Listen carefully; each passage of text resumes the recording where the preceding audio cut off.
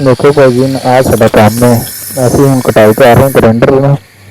तो उस तो बाद थल्ले टोटल डैक ला के जा रहे हैं ठीक है इस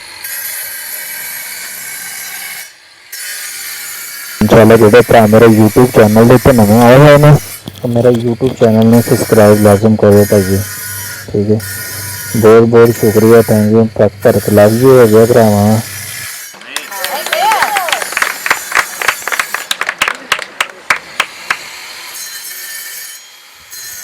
सदा अपने वक्त ते छा रहे हैं ना तै साथे काविश मुल भरिया है ना सदा नटियां फाड़ है एक हिजर दी रात है ने बवैसी ते तू मंगदे कदन पना पाया तू ठीक है डाटा है ना साई ना खुद बड़े लापरवाह जाया। हाँ जी भाईजान साडा हो गया डैक कंप्लीट ग्राइंडर ही वज गई माशाल्लाह इत्थों स्टार्ट किया डैक इत्थों स्टार्ट होया माशाल्लाह 5 पीस लाते भाईजान 5 पीस ला के फाइनल हो गया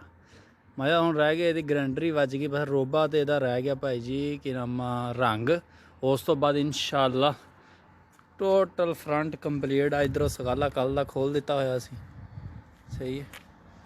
इधर कल का सगाला खोलता वा रंग ख़त्म हो गया रंग इंशाल्लाह जिवें आएगा